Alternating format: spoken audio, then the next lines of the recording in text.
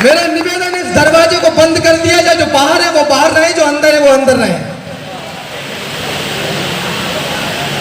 जो पांडव विवश व्याधियों में फंसेंगे तो मोहन के मुख से पुनीता सुनेंगे। जो पांडव विवश व्याधियों में फंसेंगे तो मोहन के मुख से पुनीता सुनेंगे। और खड़े तो रहेंगे कई लाख कौरव, मगर पार्थ ही सिर्फ गीता सुनेंगे। तो ऑडिटोरियम खचाखच भरा हो, उससे कोई फर्क नहीं पड़ता।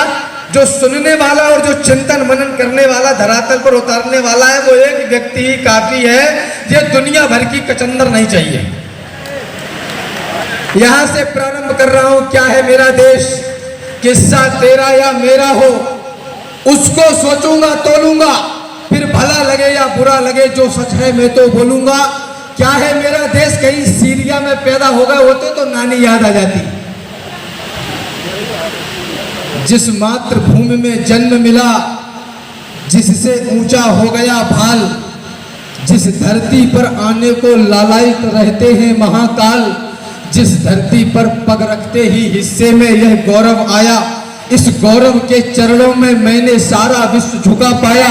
यह गौरव सुनो मान का है, यह गौरव स्वाभिमान का है, यह गौरव गौरव गान का है, यह गौरव क्षमा दान का है, यह शस्त्र और संधान का है, राणा प्रताप की आन का है, वीरों के प्राण दान का है, यह सनातनी संतान का है, यह गौरव विश्व प्रधान का है, यह गौरव हिंदुस्तान का है।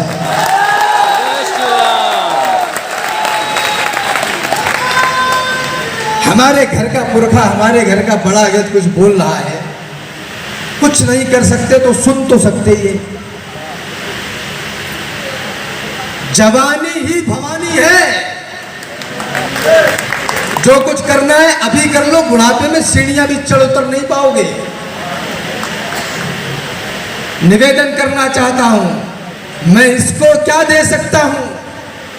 आदरणीय ने बहुत सारी बातें कही, बहुत सारा डेटा बताया, ये आवश्यक भी है, ये आवश्यक होना भी चाहिए। लेकिन ये भाव पता नहीं कहां मर गए। देश में भय, भूख, भुखमरी, हत्या, बलात्कार, ये वो दुनियादारी, तमाम विपत्तियां, तमाम व्याधियां हैं। यह कष्ट का कारण नहीं है। कष्ट का कारण यह है कि ये सब कुछ मेरे और आपके जिंदा रहते हुए हो रहा है।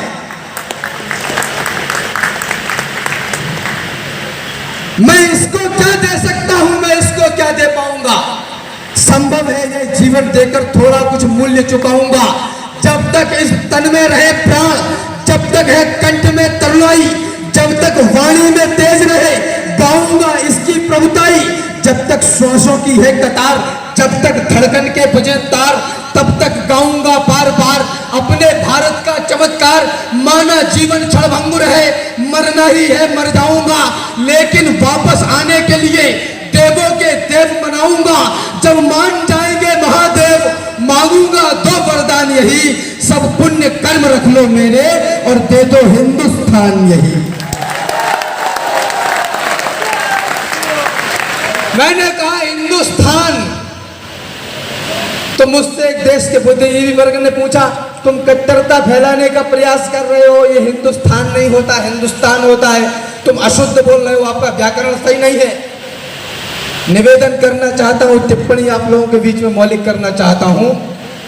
यह देश पाकिस्तान, अफगानिस्तान, तुर्किस्तान, कुर्दिस्तान की तर्ज वाला हिंदुस्तान नहीं है, यह राजस्थान की तर्ज वाला हिंदुस्तान है।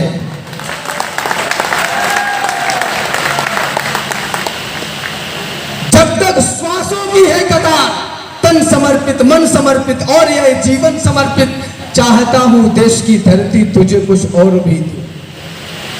अगर 75 वर्षों की आजादी के बाद भी हमें यह बताना पड़े कि सूखा कचरा नीले में डालो, हरा कचरा गीले में डालो,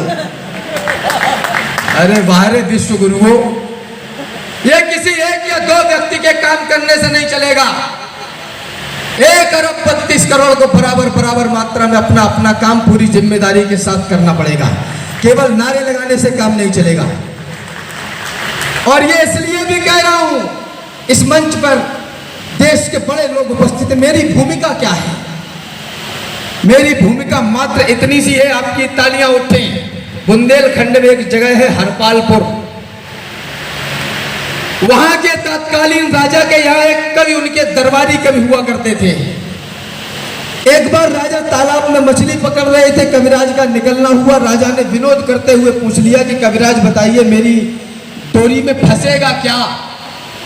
कविराज ने भी विनोद करते हुए कह दिया कि तालाब में डोरी डाल के बैठ जाओ तो कबूतर फंसेगा। अब राजा तो राजा बोला, कबूतर नहीं फंसा तो सुबह फांसी।